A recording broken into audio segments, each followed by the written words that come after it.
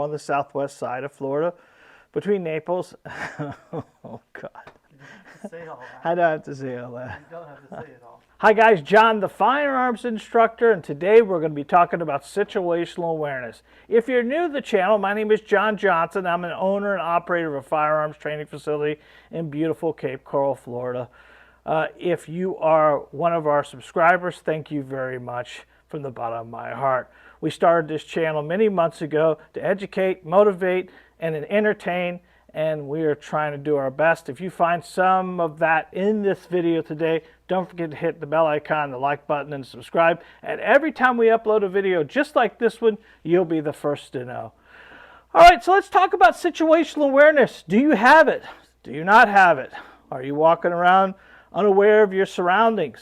Situational awareness, in my definition, is being aware of all the things that could hurt you, could harm you, or could cause you stress, and be aware of them. I've been doing this since 2013. We've been eating at restaurants our whole life. The kids all knew at a very young age that I always faced the door. I knew where the exits were. I always paid attention to our surroundings. I was there to protect my family, my loved ones, and my children. I wasn't there to protect the whole restaurant, and we tried to maintain that throughout our whole life. Situational awareness is very important. It's just as much as important as shooting a pistol and getting trained is being aware of your surroundings. So I put an acronym together for you, and I think this works best for me. I use it many times in one of my classes, and I give it to students all the time. It's called SCAN. And what does SCAN mean? To scan your environment, basically, looking through the threat, the possible threats that could be, understanding it. The C stands for contact. Make eye contact with anybody you think is a threat. Majority of people who are threatening you are trying to sneak up on you, are looking at you. Then you need to assess the actual what you need to do. This is going to be important, whether it's evade, escape, or engage. We talk about that an awful lot, right? Not every situation you live in is going to be pulling that pistol and shooting a bad guy. Hopefully you never ever have to do that. But if you have to do that, you need to identify that threat first. And last is negotiate, navigate, basically. Navigate what you plan to do. Are you going to negotiate? Are you going to run away? Are you going to fight? It's up to you what you're going to do. But that scan is very important. You need to live this in a day-to-day basis, because at the end of it, bad guys are not going to tap you on the shoulder and let you know, hey, 20 minutes from now, I'm going to attack you, so you might want to be ready. And that's where most people live around their area nowadays, not think of anything. Now, obviously, these videos go out throughout the whole United States, and you know, as well as I do, where you can be and where you can't be. You know, look at those threat areas, the corners, the parking garages, the nights, being out at night, late nights. All this stuff affects you, and you need to be aware of it.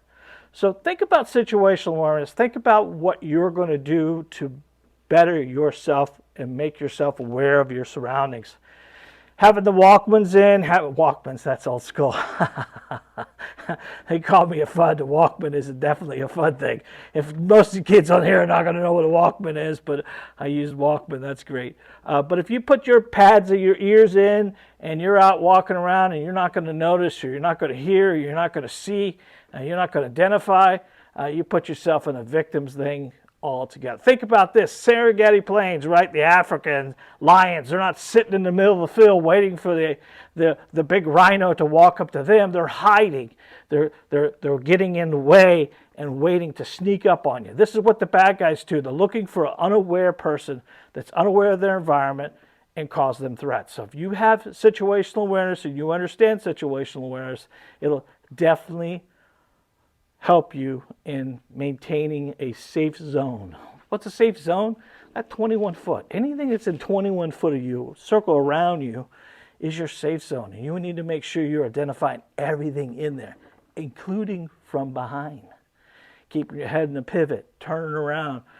Because technically 21 foot and in, this is what you have to do, guys. You have to identify a threat, make a decision, and engage in 1.2 seconds.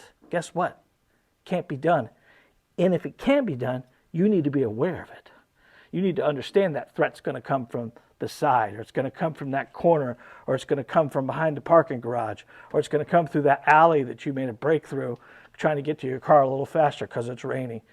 Those aren't smart things to do. The crazy thing at all is people will look at something, identify it, understand it could be a threat, and still go for it. I don't understand that, but people are somewhat not there, and they have this mentality that's not going to happen to me. You watch the news, you see everything that's going on in the world today.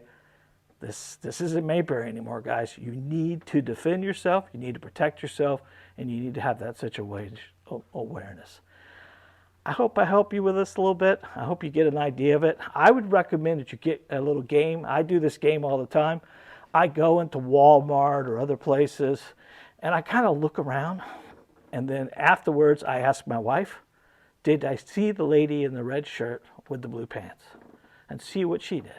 Because at a certain point, you both need to identify what you thought may have been a threat, or may have been some crazy dressed person, right? But if she's not aware of the crazy dressed person, then she's not going to be aware of anything else that's going on in the world.